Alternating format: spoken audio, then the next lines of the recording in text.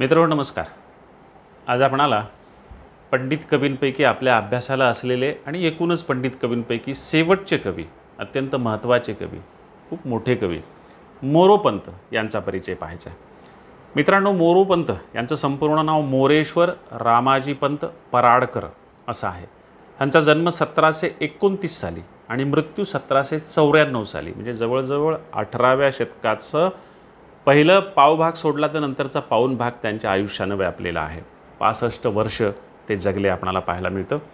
त्यांचं मूळ गाव सौंदळ, राजापूर तालुक्यामध्ये, रत्नागिरी जिल्ह्यामध्ये, कोकणात हे त्यांचं मूळ गाव. त्यांचे पणजे उपजीविकेसाठी पन्हाळगडावर आलेले होते. त्या काळामध्ये कोकणातली अनेक ब्राह्मण कुटुंब वर घाटावर आली हे आपल्याला माहीत आहे. पेशवे त्यांच्यापैकीच एक. पेशवेसुद्धा कोकणातूनच घाटावर आलेले आणि स्वतःचं नंतर नाव कमावून पेशवेपदी पोचलेले आपल्याला पाहायला मिळतात. मोरोपंतांचे पणजोबा आले आणि मोरोपंतांचे पणजोबा कधी आले तर तारा राणीचं कोल्हापूरच्या पन्हाळगडावरून जेव्हा राज्य सुरू होतं तेव्हा, आणि पन्हाळगडावर तारा राणीचं राज्य होतं, तिची ती राजधानी होती. तारा राणीच्या राजधानीमध्ये कुठल्या तरी कामासाठी नोकरीनिमित्तानं त्यांचे पणजोबा आले. त्यांच्या मुलाला तारा राणीच्या दरबारामध्ये नोकरी मिळाली, म्हणजे मोरोपंतांच्या वडिलांना, रामजीपंतांना.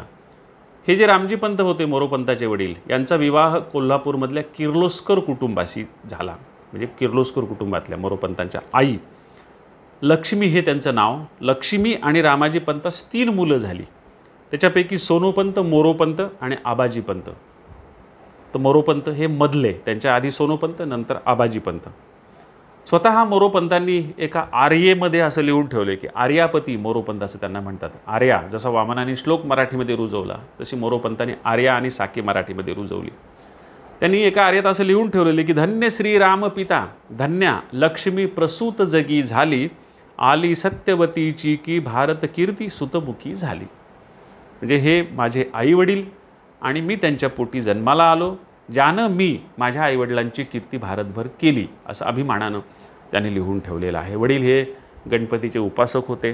गणपतीनं दिलेला प्रसाद म्हणजे आपला हा मुलगा आहे, म्हणून त्याला त्यांनी मोरोपंत, मोरेश्वर असं नाव ठेवलेलं पाहायला मिळतं. मोरो हे नाव ठेवलेलं पाहायला मिळतं. मित्रहो, त्याच काळामध्ये रत्नागिरीचे पाध्ये बंधू केशव आणि गणेश हे दोघंजणं पन्हाळगडावर आले. संस्कृतचे प्रगाढ पंडित होते. त्यांनी तिथं संस्कृत वेधशाळा सुरू केलेली होती. तर रामाजीपंतांनी आपल्या मुलाला मोरोपंतांना त्यांच्याकडं विद्याध्ययनासाठी ठेवलं. योगायोगानं तिथंच त्यांना उपलब्ध झाली. तर त्यांच्याकडे त्यांनी संस्कृत पाठशाळेमध्ये 12 वर्ष अध्ययन केलं.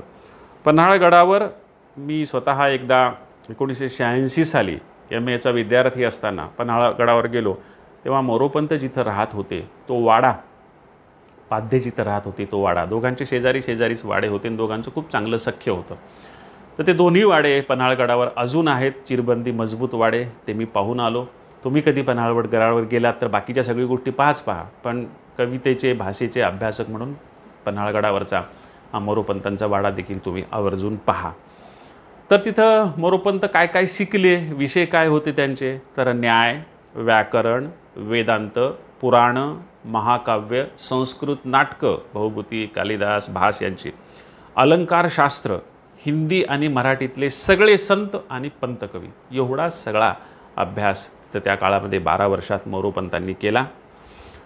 त्यांनी असं लिहून ठेवलेलं आहे आपल्या गुरुविषयी, म्हणजे हे पाध्ये हे त्यांचे गुरु. त्यांनी असं लिहून ठेवलेलं आहे, श्री मधुपाध्यायोत्तम विवर, योत्तम कविवर, केशव गणेश पादरजा, धरुणी श्री हे सदियश लिहिले, पिता ती साधू पादरजा. म्हणजे एका ठिकाणी पाद रजा आणि दुसऱ्या ठिकाणी सादर जा असं. हेही खूप यमक जुळवणारे वामन पंडितासारखे कवी आपल्याला पाहायला मिळतात. मित्रहो, मोरोपंत हे मोठे ग्रंथसंग्राहक होते. त्यांनी स्वतः असं लिहून ठेवलेले की मयुरेश्वर पंतेन ग्रंथसंग्रह करिणा, स्वयं कुवलयानंदो लिखितो खिलतोषकृत. संस्कृतमध्ये लिहून ठेवलेलं आहे.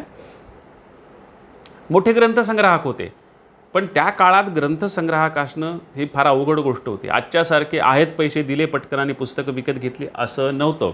जो ग्रंथ तुमच्या संग्रही ठेवायचा आहे तो तुम्हाला स्वतःला लिहून घ्यावा लागायचा. असे कितीतरी ग्रंथ मोरोपंतांनी स्वतःच्या हस्ताक्षरात लिहून घेतले आणि तो सगळा ग्रंथसंग्रह मोरोपंतांच्या हस्ताक्षरातला अजून उपलब्ध आहे. त्यांचे स्वतःचे तर त्यांच्या हस्ताक्षरात ग्रंथ आहेतच, पण मोरोपंतांचे देखील त्यांच्या इतरांचे लिहून घेतलेले देखील ग्रंथ तिथं पाहायला मिळतात. मित्रहो, 1752मध्ये मोरोपंतांचे वडील रामाजीपंत हे बारामतीला गेले आणि कारण तिथं कदाचित त्यांना काम नसावं, ते राजदरबारी नव्हते, तिथं काम नसावं आणि बारामतीला त्यांनी बोलवलं. तर सुरुवातीला बाबूजी नाईक नावाचे सरदार होते.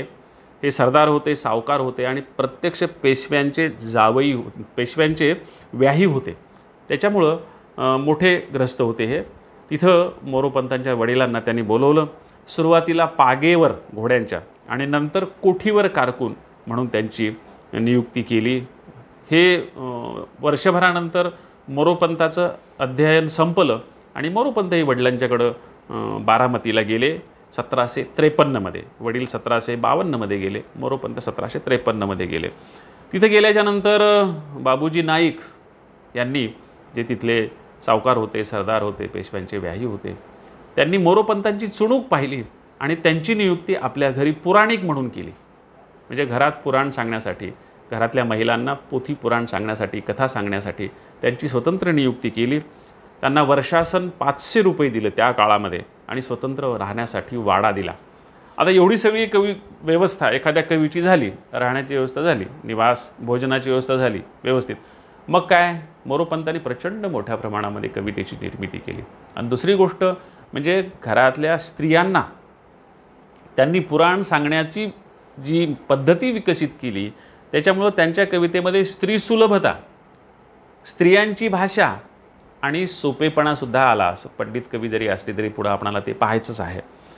मग आवडीचे काम आणि पोट्यापानाचा प्रश्न मिटला. त्याच्यामुळं वामन पंडितांनी खूप चांगल्या प्रमाणामध्ये त्याचा सदुपयोग करून घेतला आणि मोठ्या प्रमाणामध्ये कविता लिहिल्या. मोरोपंतांचा प्रपंच अतिशय सुखी होता. त्यांना 3 पुत्र आणि 3 कन्या होत्या. शिवाय त्यांचे एक भाऊ त्यांच्याकडेच राहत होते. त्यांची स्वतःची नाती नंतर मोठ्या मोठ्या घराण्याशी जुळली. पंढरपूरचे पाद्य हे त्यांचे व्याही झाले. हे सगळं असताना मित्रहो, भरलं पुरलं घर, छानपैकी लेकी सुना असा वाडा, अशा परिस्थितीमध्ये आपला हा संसार आपल्यापेक्षा आपल्या बायकोनं कसा सांभाळला त्याच्याविषयी मोरोपंतांनी एक आर्या लिहून ठेवलेली आहे. त्यांनी असं म्हटलेले की मी जरी अशक्त निर्धन कोपी तरी बहुभली रमा भार्या, इथे सद्गती दे तू हेची करी प्रथम बोधया कार्या. त्यांनी जेव्हा गंगेच्या काठी वाराणसीला गेल्यावर काही लोकांसाठी परमेश्वराकडे शिफारशी केल्या की देवा ह्यांना चांगलं सुख लाभू दे. मग त्यांचे मालक, त्यांच्या मालकीन, त्याच्याबरोबरच आपली पत्नी आणि आपल्या बारामतीचे सगळे आलुते बलुतेदार, त्यांची नावं लिहिलीत, सुतार, कुंभार, सगळ्यांना परमेश्वरा सद्गती लाभू दे. अशा प्रकारचा एक सद्भाव मोरोपंतांच्या मनामध्ये होता. तो आपणाला पुढे पाहायचा की अत्यंत सद्भाव मनामध्ये बाळगून असलेले मोरोपंत हे एक कवी होते. त्यांनी असं म्हटलेलं ह्या आर्येमध्ये आपल्या लक्षात येईल की मोरोपंतांनी स्वतःची काही गुणवैशिष्ट्ये सांगितलेली आहेत. मी जरी अशक्त, म्हणजे ते स्वतः प्रकृतीनं अशक्त असावेत, निर्धन, फार धन नव्हतं, पोटापुरतं होतं, चिंता नव्हती, पण निर्धन म्हणजे जे असे इतर जसं खूप श्रीमंत होते त्यांचे समकालीन लोक, तसे ते नव्हते. कोपी म्हणजे ते शीघ्रकोपीसुद्धा होते, लगेच राग त्यांना येत असावा. ह्या 3 दुर्गुण माझ्याकडं असतानासुद्धा माझी बायको मात्र खूपच चांगली होती आणि तिनं मला सांभाळून घेतलं. आणि ते त्या गंगेला म्हणतात की इते सद्गती दे, इला माझ्या बायकोला इते सद्गती दे, तिला सद्गती दे, तू हेची करी प्रथम बोधया कार्या. सगळ्यात आधी माझी ही मागणी मान्य कर, अशी त्यांनी गंगेला काशीमध्ये विनंती केली. हे आपणाला पाहायला मिळतं. हे गंगेला गेले, कुणासोबत गेले तर धनाजी जाधवांचे नातू अमरसिंह जाधव, इतिहासामध्ये प्रसिद्ध पुरुष आहेत धनाजी जाधव. धनाजी आणि संताजी हे आपणाला माहीत आहेत. त्याच्यापैकी जे धनाजी आहेत त्यांचे हे नातू अमरसिंह यांच्यासोबत 1788मध्ये त्यांनी काशी यात्रा केली. 3 वर्ष त्या प्रवासामध्ये ते होते. हे जे धनाजी जाधव आहेत हे लखुजी जाधवांचे पणतू, म्हणजे जिजाऊंच्या वडिलांचे, लखुजी जाधवांचे पणतू धनाजी जाधव आणि धनाजी जाधवांचे नातू अमरसिंह जाधव यांनी स्वतः मोरोपंतांना सोबत नेऊन काशी यात्रा घडवली. त्यांचा सगळा खर्च केला, त्यांची सगळी व्यवस्था केली प्रवासाची. त्यांच्यासोबत त्यांनी काशी यात्रा केली. परत येताना इंदोरला अहिल्याबाईंना ते भेटले. अहिल्याबाईंनी त्यांचा मोठा गौरव केला, सत्कार केला. त्याच्यानंतर परत ते बारामतीला आले आणि बारामतीला आल्याच्यानंतर 1794मध्ये बारामतीला त्यांनी ध्येय ठेवला, त्यांचं निधन झालं, हे त्यांचं जीवन. मित्र हो, मोरोपंतांचं वाङ्मय आणि त्याचा एकूण जो आढावा आहे तो आता आपण घेऊयात थोडक्यात. मित्र हो, मोरोपंतांनी वयाच्या 22व्या वर्षी कविता लिहायला सुरुवात केली होती आणि तिथून पुढं संपूर्ण आयुष्य त्यांनी कविता लिहिली. हे आपल्याला माहिती आहे, जवळ 40 वर्ष त्यांनी कविता लिहिलेली आहे. एकूण 60 ते 70 हजार कविता त्यांनी लिहिलेल्या आहेत. काही लोक म्हणतात 5 लाख लिहिल्या, काही लोक म्हणतात 50,000च लिहिल्या, पण सरासरी 60-70 हजारापर्यंत कविता त्यांनी लिहिलेल्या आपणाला पाहायला मिळतात. आता सध्या त्यांचे ग्रंथ तर आहेतच, ते आपण पाहणारच आहोत, पण सध्या 12 खंडामध्ये त्यांची एकूण कविता उपलब्ध आहे. त्यांच्या कवितांचे खंड 500-500 पानाचे जर छापायचे ठरवले, असे 12 खंड झालेले आहेत. हे 12 खंड प्रकाशित आहेत, एकत्रित मोरोपंतांची कविता. खंडशः कुठल्या खंडात काय काय आहे ते आपण पाहत जाऊ, म्हणजे आपोआपच मोरोपंतांच्या कवितेचा आढावा आपणाला घेता येईल. त्यांचे पहिले 3 जे खंड आहेत, पहिला, दुसरा आणि तिसरा, हे जे 3 खंड आहेत, हे 3 खंड आर्याभारत नावाच्या त्यांच्या ग्रंथानं व्यापलेले आहेत. एवढा मोठा तो ग्रंथ आहे. 17,000 ओव्या नाही, आर्या, याचं नावच आर्याभारत आहे. आर्या नावाचा जो कविता प्रकार मोरोपंतांनी सुरू केला, त्या आर्येमध्ये हे संपूर्ण महाभारत त्यांनी लिहिलं. तर 17,000 आर्या आहेत. ही एक श्रेष्ठ भक्त कविता आहे आणि मोरोपंतांना ईश्वर आणि भक्त यांच्या इतकं दुसरं कुठलंही नातं श्रेष्ठ वाटत नाही. मित्र हो, शृंगारिक आणि उगाचच रसभरीत वर्णनं इथं नाहीत. इतर सगळे पंडित कवी आपण पाहतो की शृंगार आणि रसाला खूपच, वामन पंडितांच्या काही ठिकाणी तर अश्लीलतेचा आरोप होईल इतका शृंगार त्यांनी घातला. मोरोपंतांनी कुठेही शृंगार फारसा रंगवला नाही. जिथं गरज होती तेव्हा गरजेपुरताच तो रंगवला आणि कुठलीही जेवणावळीची, लग्नावळीची, राजवाड्यांची, वस्त्रांची रसभरीत वर्णनं करत ते बसलेले नाही आहेत. त्यांनी परमेश्वराचं विश्वरूप दर्शन त्या संदर्भातली एक आर्या आपणाला या आर्या भारतामध्ये पाहायला मिळते की तेजोमय प्रगटले प्रभूच्या ब्रह्मांड कोटी गे हात. म्हणजे त्याच्या एका देहामध्ये अनंत कोटी, ब्रह्मांड नायक आपण जे शब्द वापरतो तो, की तेजोमय प्रगटले प्रभूच्या ब्रह्मांड कोटी गे हात. त्याच्या घरामध्ये कोटी ब्रह्मांड एकदाच प्रगटले, पण ब्रह्मादी देव यादव पांडव अंगुष्ट मात्र देहात. आणि हे सगळे बाकीचे देव आणि सगळे मिळून एका अंगुठ्या एवढ्या जागेत मावले आणि हा मात्र संपूर्ण ब्रह्मांडामध्ये विस्फारित झालेला आहे. ही आर्याभारत म्हणजे ही एक युद्धकथा आहे. तरी मोरोपंतांनी तिथं शांतीचा प्रसार करण्याचा प्रयत्न केला आहे. मोरोपंत युद्धकथा वर्णन करताना देखील शांतीचं महत्त्व सांगतात, म्हणजे ते शांततावादी होते. बहुविरक्षय घडला तेणे बहु जीवितासी मन विटले, असा त्यांचा भीष्म म्हणतो. त्यांनी जो भीष्म रंगवला आणि प्रत्येक ठिकाणी युद्धाची भयानकता आणि शांततेचं महत्त्व प्रत्येक पात्राच्या तोंडून त्यांनी तिथं वदवलेलं आहे. मित्र हो, असं का झालं तर मोरोपंतांनी एवढं महाभारत का लिहिलं तर मोरोपंतांचा समकाळ आणि महाभारत हे दोन्हीही रासपर्वाचे काळ आहेत. महाभारत ही रासाचंच पर्व आहे सगळं. कसा रास होत गेला पांडवांचा आणि कौरवांचा. तसंच आणि पेशव्यांच्या समोर जे राज्य सुरू होतं, पेशवाई, मोरोपंतांच्या समोरची सुरू होती पेशवाई, तिचाही ऱ्हास सुरू होता. हा ऱ्हास पर्व पाहत असताना तिथला ऱ्हास त्यांना दिसत असावा आणि ज्याच्या प्रत्येकारिकरित्या त्यांनी तो वर्णन केलेला असावा. मित्र होय, 3 खंड आर्याभारताचे. चौथा जो खंड आहे तो आपणाला हरिवंश या ग्रंथानं व्यापलेला दिसतो. एकूण 54 अध्याय आहेत आणि 5445 आर्या आहेत. मूळ जे हरिवंश नावाचा ग्रंथ आहे तो हरिवंश ग्रंथ त्यांनी संक्षेप थोडक्यात सांगण्याचा प्रयत्न केलेला आहे. भक्ताच्या संकटसमयी धावणारा परमेश्वर श्रीकृष्ण हे मूळ केंद्रीभूत असं तत्त्व या ग्रंथामध्ये आपणाला पाहायला मिळतं. इथंसुद्धा त्यांनी शृंगाराला फाटा दिलेला पाहायला मिळतो आपणाला. मित्र हो, या समग्र कवितेचा 5वा खंड हा मंत्र भागवत या ग्रंथानं व्यापलेला आहे. 12 स्कंद आहेत या मंत्र भागवताचे आणि 3703 आर्या या ग्रंथामध्ये आपल्याला पाहायला मिळतात. नमो भगवते वासुदेवाय हा एकादशाक्षरी, 11 अक्षरांचा नमो भगवते वासुदेवाय ही 11 अक्षरं मध्यवर्ती म्हणून हे मंत्र भागवत असं त्यांनी म्हटलेलं आहे. हा जो मंत्र भागवत नावाचा ग्रंथ, त्याला मंत्र भागवत नाव का दिलं तर हा 11 अक्षरी ग्रंथ नमो भगवते वासुदेवाय त्यांनी केंद्रवर्ती ठेवला आणि ही संपूर्ण कविता या मंत्रातल्या अक्षरापासून अनुक्रमानं सुरू होते. आणि हा खेळ शेवटपर्यंत त्यांनी ठेवलेला आहे. हा एक विक्रम आहे मराठी कवितेमधला.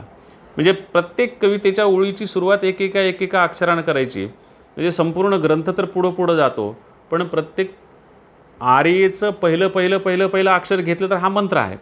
तो संपलं की पुन्हा दुसरा मंत्र आहे, संपलं की पुन्हा तिसरा मंत्र आहे. अशा प्रकारे त्यांनी लिहिलं, म्हणून त्याला मंत्र भागवत असं नाव त्यांनी दिलं. अक्षर कवितेचा हा एक उत्तम नमुना आहे. ईश्वर आणि भक्त हेच नातं याही ग्रंथाच्या केंद्रस्थानी आपल्याला पाहायला मिळतं. शेवटी येणारं महाप्रलयाचं रूपक हे सुद्धा त्या काळातल्या पेशवाईला लागू पडतं असं प्रकाश देशपांडे केचकर यावरून सांगतात. मित्र हो, समग्र कवितेचा 6वा खंड जो आहे मोरोपंताच्या, तो कृष्ण विजय या ग्रंथानं व्यापलेला आहे. 90 अध्यायाचा हा ग्रंथ, 3370 आर्या त्याच्यामध्ये आपल्याला पाहायला मिळतात. ही एक भक्ती आणि कथा कविता आहे. म्हणजे भक्ती कविताही आहे, कथा कविताही आहेत. याच्यामध्ये काही गोष्टी फार वेगळ्या मोरोपंतांनी आणलेल्या आपल्याला पाहायला मिळतात, की कृष्ण स्त्रियांची लोकगीत वळणाची 9 आत्मकथनं याच्यामध्ये आहेत. म्हणजे श्रीकृष्णाच्या 8 बायका आणि 16 सहस्र बायकांपैकी एक अशा 9 बायका घेऊन प्रत्येक बायको आपल्या नणंदेला म्हणजे द्रौपदीला आपला विवाह कसा झाला श्रीकृष्णाची, आपली प्रेमकथा, आपली लग्नकथा आपल्या नणंदेला सांगतात. तर ही जी प्रत्येक स्त्रियाची आत्मकथनं आहेत, याच्यामध्ये स्त्री बोलीचा, बायकी भाषेचा अत्यंत सुंदर सर्जक असा उपयोग मोरोपंतांनी केलेला आपल्याला पाहायला मिळतो. प्रकाश देशपांडे केचकर यांनी अशी कॉमेंट केलेली आहे की स्त्रीवादी आणि ग्रामीण साहित्यिकांनी आवर्जून ही जी 9 स्त्रियांची आत्मकथनं आहेत ती पाहावीत. आजच्या स्त्रीवादी महिलांनी सुद्धा आवर्जून ती वाचावीत अशी शिफारस केलेली आपल्याला पाहायला मिळते. या ग्रंथामध्ये अर्थपूर्ण अशी ऋतुवर्णनं, सर्वच ऋतूंची वर्णनं केलेली आपल्याला पाहायला मिळतात. मित्र हो, मोरोपंतांच्या समग्र कवितेचा 7वा आणि 8वा जो खंड आहे तो अष्टोत्तर शतरामायणे या ग्रंथांनी व्यापलेला पाहायला मिळतो. अष्टोत्तर शतरामायणे, मोरोपंतांनी 108 रामायणं लिहिली असं म्हटलं जातं. 108 रामायणं म्हणजे रामायण 108 वेळा त्यांनी लिहिलं. अष्टोत्तर शते म्हणजे 100 आणि त्याच्यावर 8. पण या ग्रंथांमध्ये आपणाला जेमतेम 90 रामायणं पाहायला मिळतात. कदाचित 18 रामायणं नष्ट झाली असावीत, माहीत नाही, ती उपलब्ध नसावीत. काय गंमत आहे, रामायण 108 वेळा का लिहिलं त्यांनी, तर त्याच्यामध्ये त्यांनी वेगवेगळे प्रयोग केलेले आहेत. अक्षर काव्य आणि ध्वनी काव्याचा एक अद्भुत प्रयोग त्यांनी याच्यामध्ये केलेला आहे. मागे जसं आपण पाहिलं की ओम नमो भगवते वासुदेवाय, तसं त्यांनी श्रीराम जय राम जय जय राम या मंत्राचा उपयोग केलेला आहे. प्रत्येक कांडात एक अक्षर पुढं नेत सुरुवात केली. अशी प्रत्येक अक्षरांची 11 आवर्तनं आणि प्रत्येक आर्येच्या प्रथमाक्षरांचं वाचन केले की हा मंत्र तयार होतो. अशा प्रकारचं एक रामायण त्यांनी लिहिलं. अशी 108 रामायणं वेगवेगळ्या प्रकारे लिहिली त्यांनी. प्रत्येक खंडामध्ये त्यांनी व्रतामध्ये बदल केला आहे. श्रगधरा, साखी, शिखरहारिणी अशी कितीतरी व्रत त्यांनी वापरलेली आहेत. अशी कितीतरी रामायणं त्यांनी लिहिलेली आहेत. एक शिवरामायण आहे, एक काशी रामायण आहे, उमा रामायण आहे, गंगा रामायण आहे, प्रयाग रामायण आहे. या प्रत्येकामध्ये या शब्दांचा प्रत्येक आर्येत त्यांनी उपयोग केला आहे. म्हणजे रामकथा तीच, पण वेगवेगळ्या पद्धतीनं. म्हणजे या प्रत्येक आर्येमध्ये मी सांगितलेल्या नावांचा त्यांनी उपयोग केलेला पाहायला मिळतो.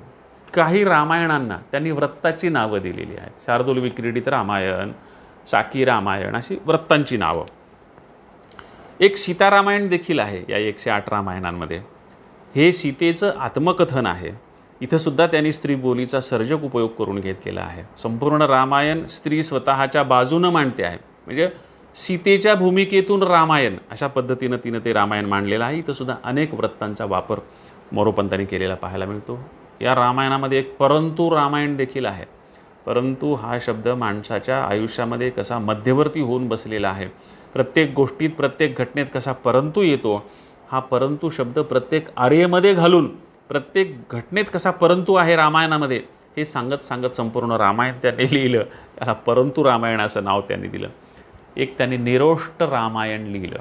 निरोष्ट रामायण म्हणजे जी अक्षरं ओष्टे आहेत ती संपूर्ण रामायणात त्यांनी येऊ दिलेली नाहीत.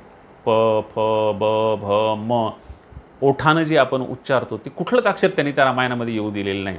म्हणून निरोष्ट, याच्यामध्ये ओष्ट अक्षरं नाहीत असा निरोष्ट असं एक रामायण त्यांनी लिहिलेलं. आता हे इतकं रामायणाचे प्रकार लिहिले त्यांनी, तर काही लोकांचं म्हणणं की हे म्हातारपणीचे रिकामपणाचे उद्योग आहेत.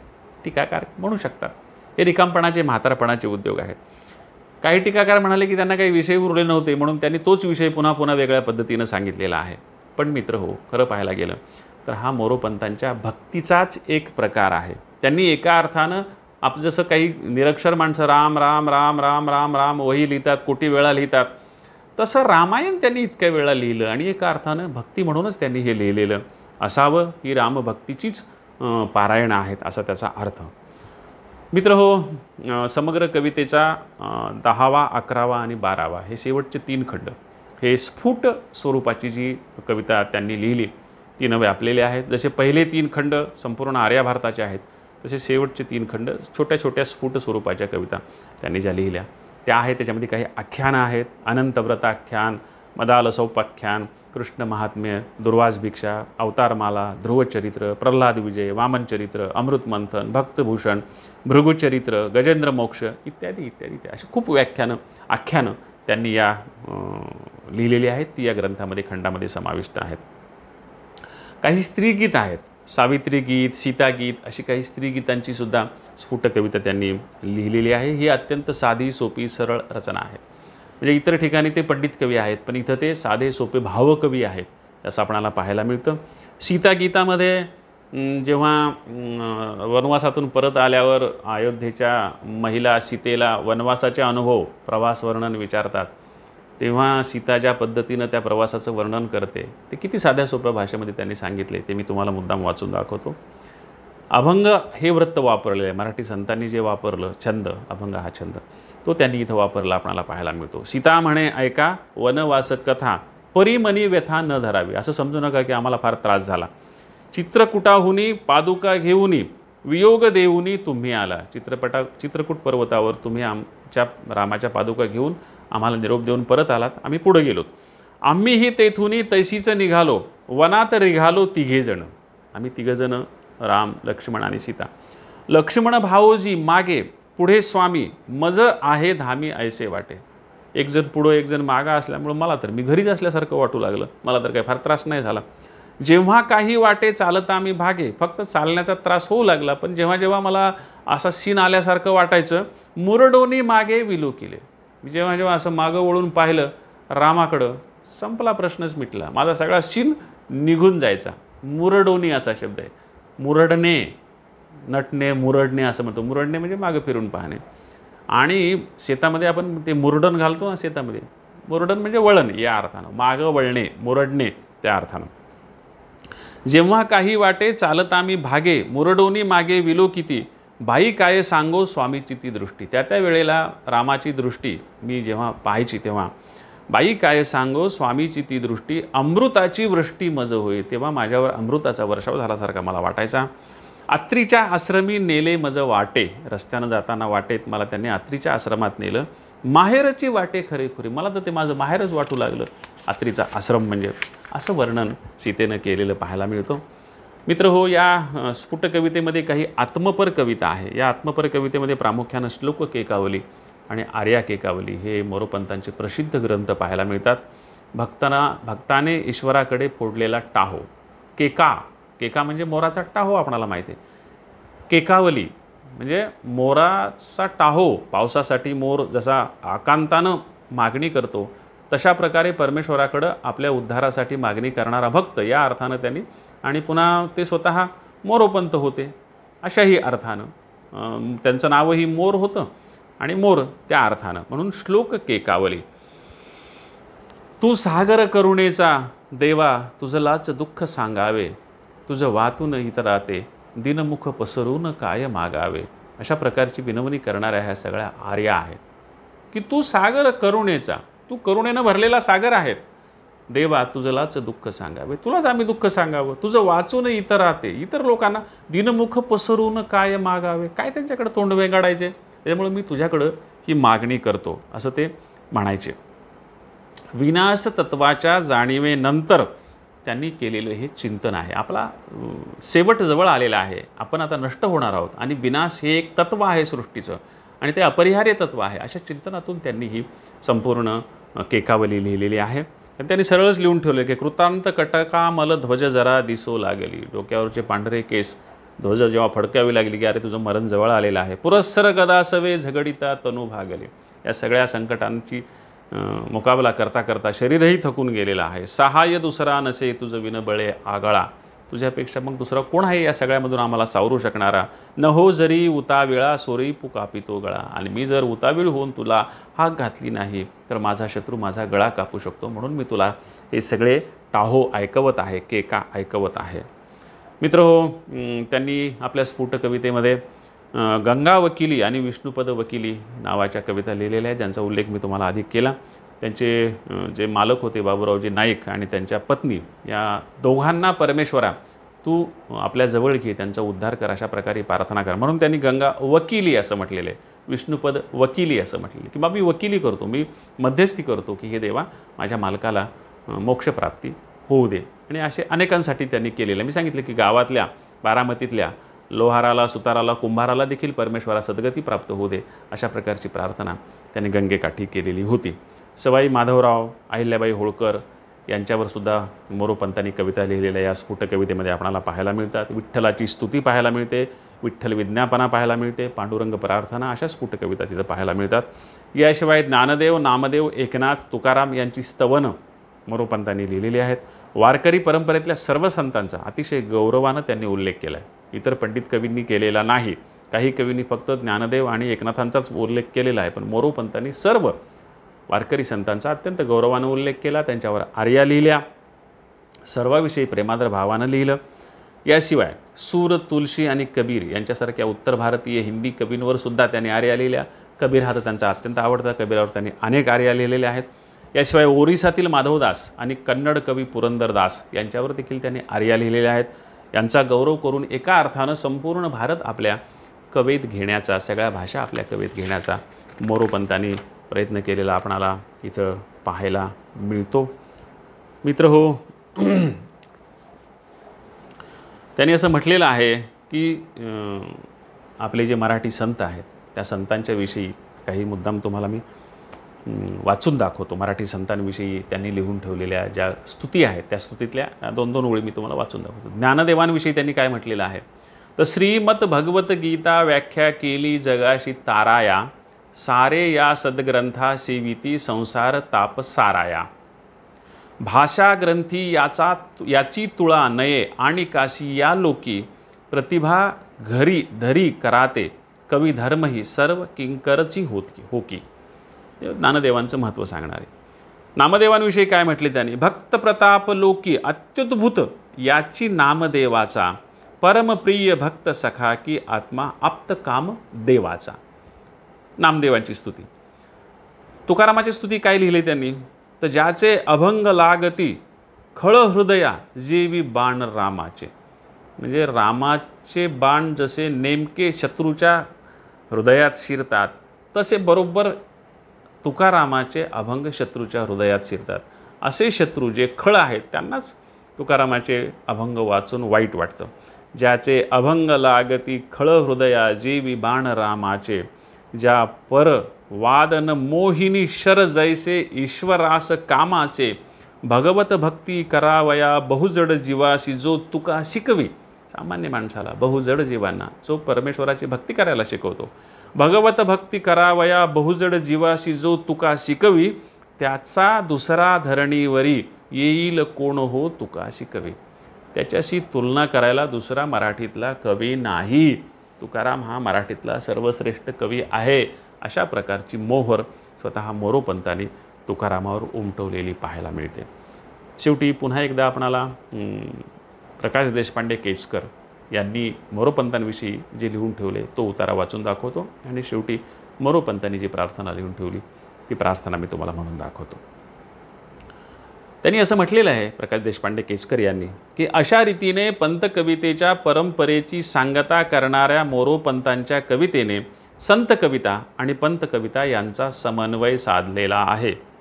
त्यामुळे त्यांच्या कवितेला मराठी कवितेच्या इतिहासात महत्त्वाचे स्थान आहे. या दोन्ही परंपरांचा गौरव करून त्यांनी या दोन्ही परंपरांना नव्याने उजाळा दिला, हेही मोठे ऐतिहासिक कार्य आहे. आपल्या संपूर्ण परंपरेचे एवढे जागृत भान असणे आणि त्याचा सर्जक उपयोग आपल्या कवितेत करून घेणे हे श्रेष्ठ कवितेचे श्रेष्ठ कवीचे लक्षण आहे.